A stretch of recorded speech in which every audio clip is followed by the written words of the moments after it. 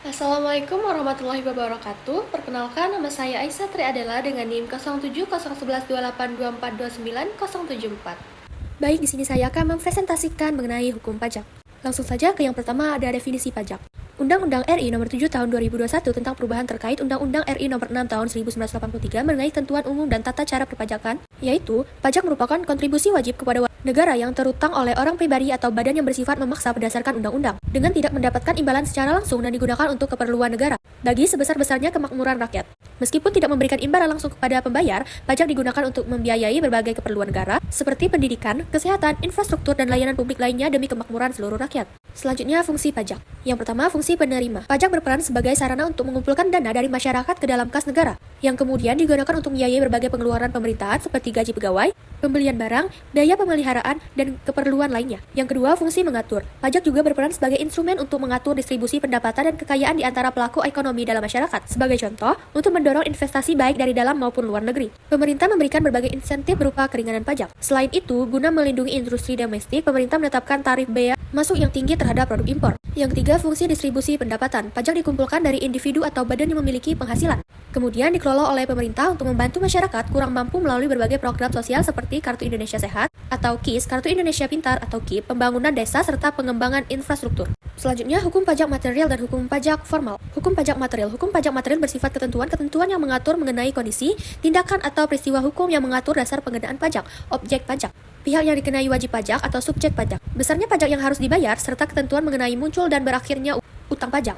Selain itu, hukum ini juga mengatur hubungan hukum antar otoritas pajak dengan wajib pajak. Contoh penerapan hukum pajak material adalah Undang-Undang tentang Pajak Penghasilan. Selanjutnya, hukum pajak formal. Hukum pajak formal berisi ketentuan mengenai prosedur atau tata cara pelaksanaan hukum pajak material agar dapat diterapkan secara nyata. Dalam hukum pajak formal diatur antara lain, yang pertama, mekanisme pendapatan besar uang pajak. Yang kedua, wewenang otoritas pajak untuk melakukan pengawasan terhadap wajib pajak sehubungan dengan kondisi, tindakan, atau peristiwa yang dapat menimbulkan kewajiban pajak. Yang ketiga, kewajiban yang harus dipenuhi oleh wajib pajak seperti penyelenggaraan pembukuan atau pencatatan, serta hak wajib pajak untuk mengajukan keberatan maupun banding atas ketetapan pajak yang dikenakan. Asas pemungutan pajak. Yang pertama, asas domisili atau kependudukan menyatakan bahwa suatu negara berhak mengenakan pajak atas penghasilan yang diperoleh oleh orang pribadi atau badan yang berdomisili atau berstatus sebagai penduduk di warga tersebut, tanpa memedulikan asal penghasilannya.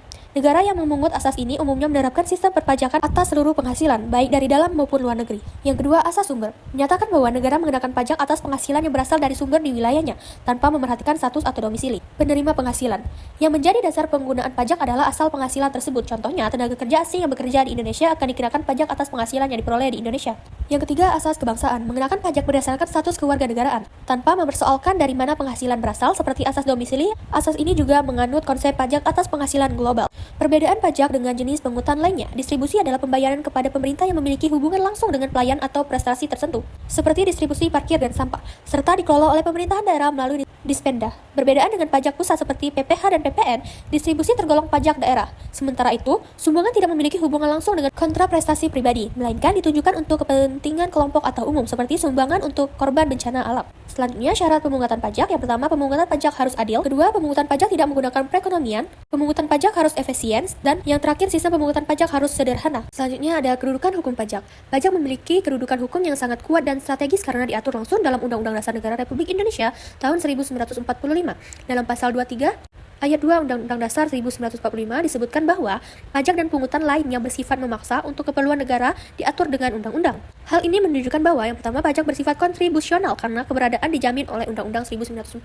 Yang kedua, pemungutan pajak harus berdasarkan undang-undang sehingga tidak dapat dilakukan secara sewenang-wenang. Yang ketiga, sifat memaksa dari pajak mendapat legitimasi hukum karena dibutuhkan untuk membiayai negara dan penyelenggaraan pemerintahan. Dengan demikian, kedudukan hukum pajak tidak hanya sebagai instrumen penerima negara, tetapi juga sebagai manifestasi dari peran serta warga negara dalam membangun nasional. Pajak juga mencerminkan kewajiban kontribusional warga negara dalam ikut serta membiayai negara melalui mekanisme yang adil dan sah.